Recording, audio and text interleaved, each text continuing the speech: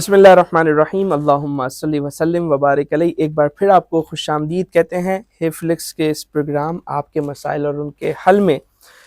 رمضان مبارک کا بابرکت مہینہ، پہلا عشرہ رحمت، دوسرا عشرہ مغفرت، اور آج ہم کرنے جا رہے ہیں آخری عشرے پہ پروگرام، یعنی جو کہ جہنم سے آزادی کا عشرہ ہے۔ اس عشرے میں کیا کیا ہے؟ اس عشرے میں اعتکاف ہے، جو نبی کریم علیہ السلام کی سنت مبارکہ ہے۔ آپ علیہ السلام ہمیشہ اعتکاف فرماتے، اور آپ کے بعد آپ کی ازواج نے بھی اعتکاف فرمایا۔ اور اس کے ساتھ ساتھ اس عشرے میں اور کیا چیز ہے؟ وہ ہے شب قدر، کیونکہ اعتکاف کرنے کا مقصد ہی نبی کریم علیہ السلام نے یہ بیان فرمایا کہ تاکہ میں شب قدر کو تلاش کر سکوں۔ حضور علیہ السلام فرماتے میں نے پہلے عشرے کا اعتکاف کیا، پھر دوسرے عشرے کا اعتکاف کیا، پھر مجھے بتایا گیا کہ شب قدر تیسرے عشرے میں ہے، تو میں نے تیسرے عشرے کا اعتکاف کیا۔ اور پھر اس امت میں شب قدر کو مخفی رکھا گیا، اور شب قدر ہے ہی خاص اس امت کے لیے۔ اور مخفی کیوں رکھا گیا؟ تاکہ اس رات کی اہمیت سے جو ہے وہ لوگ زیادہ سے زیادہ واقف ہوں، اور اس کی فضیلت کو جو ہے وہ لوگ سمجھ سکیں۔ نبی کریم علیہ السلام فرماتے ہیں کہ اس رات کو، شب قدر کو، رمضان کی آخری طاق راتوں میں تلاش کرو۔ 5 طاق راتیں، 21، 23، 25، 27 اور 29۔ اور حضور علیہ السلام نے فرمایا جو شخص اس رات کی خیر سے، اس رات کی برکات سے محروم رہا، وہ تمام کی تمام بھلائیوں سے محروم رہا۔ تو اس رات کو تلاش کرنا اس عشرے کا اہم ترین کام ہے۔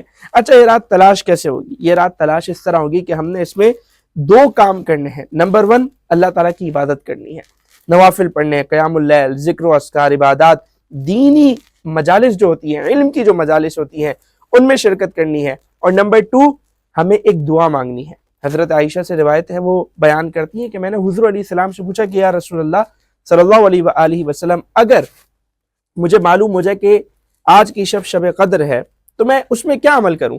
حضور علیہ السلام نے فرمایا کہ یہ دعا مانگو، اللہم انک عفو کریم تحب العفو فاعف عنی، کہ اے اللہ تو معافی کو پسند فرماتا ہے، کریم ہے، بس مجھے معاف فرما دے۔ تو یہ نسخہ ہے شب قدر پانے کا۔ شب قدر جو ہے وہ عبادت میں گزارنے کا یہ بہترین نسخہ ہے کہ ہم اس دعا کو مانگتے رہیں۔ اور اس کے علاوہ اللہ تعالیٰ نے فرمایا، جیسے کہ شب قدر، قرآن میں فرمایا کہ شب قدر 1000 مہینوں سے بہتر ہے۔ دیکھیں، یہ نہیں فرمایا برابر ہے، بلکہ فرمایا بہتر ہے۔ تو اب 1000 مہینوں سے زیادہ کتنا ثواب ملے گا وہ اللہ زیادہ بہتر جانتا ہے۔ تو اس عشرے کی خاص طور پہ جو ہے وہ اہمیت کو سامنے رکھیں، اس پہ زیادہ سے زیادہ عبادات کرنے کی کوشش کریں۔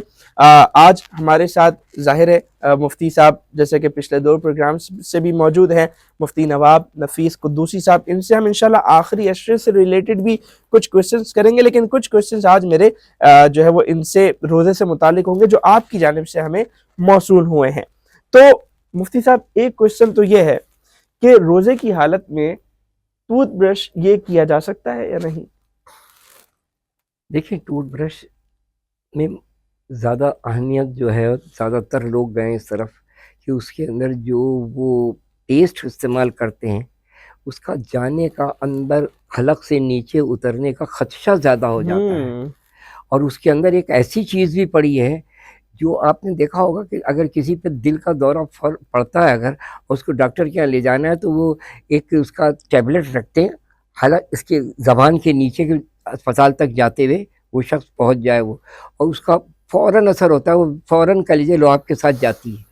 تو اس سے ذرا اوائڈ کرنا چاہیے۔ مسواک سب سے زیادہ افضل ترین ہے، جو سرکار دو عالم سے ثابت ہے، بے شک، جو رسول اللہ سے ثابت ہے جو شے، وہ یاد رکھیے کہ وہ میرے اور آپ کے کسی بناوٹی چیز سے کرنے سے افضل ترین طریقہ یہ ہے کہ جس کو میرے اور آپ کے آقا و مولا رسول اللہ صلی اللہ تعالی وسلم نے اختیار فرمایا، اس میں زیادہ افضل ہے، بہتر ہے، اعلیٰ ہے، اسے کرے، وہ زیادہ افضل ہے۔ اس کے اندر اس میں جانے کا کوئی خدشہ نہیں ہے کہ روزہ فاسد ہو جائے گا، روزہ کمزور ہو جائے گا۔ یہ تو ناظرین، روزے میں جو یہ ٹوتھ پیسٹ ہے، علماء کہتے ہیں کہ اس سے احتیاط کرنی چاہیے، تو احتیاط کیجئے۔ اچھا، اب دانتوں کی صفائی کے لیے کیا کیا جائے؟ تو وہی مسواک، جیسا کہ بیان ہوا۔ اور حضور علیہ السلام کی حدیث بھی ہے کہ روزے دار کی بہترین خصلتوں میں سے ایک خصلت، یعنی اچھی عادات میں سے ایک اچھی عادت یہ ہے کہ روزہ دار مسواک کا استعمال کرے، تو مسواک استعمال کرے۔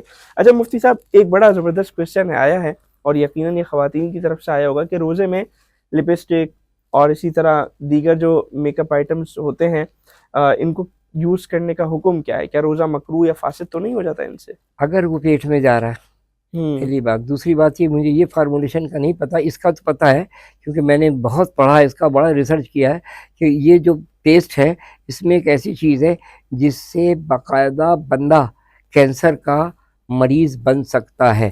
تو یہ تو میں خوف آ گیا ٹوتھ مجھے یہ پیسٹ دیکھنے میں؟ کے بعد. جی ٹوتھ پیسٹ کی بات جی کر ہاں، رہے اس کے اندر ایک چیز ایسی پڑتی ہے، وہ میں آئندہ ہم لوگوں کا پروگرام ہوا تو میں وہ چیز لکھ کر لاؤں گا اور آپ کو ہیں؟ بتاؤں اوکے گا. اوکے. ایک بات تو یہ ہو گئی. عورتوں کا جو یہ ہے لپسٹک، اب اس میں یہ نہیں پتا کہ وہ کون کون سی اس کے اندر وہ چیزیں اس کے اندر ہیں شامل کہ جس سے وہ لگائیں اور اس کے اندر جائے. تو اگر وہ اس سے روزے کی حالت کے اندر اوائڈ کریں میری بہنیں بچیاں تو زیادہ افضل ہے. میں ان سے یہی گزارش کروں گا کہ روزے کی حالت سے نہ لگاؤ تو نہ لگائیں.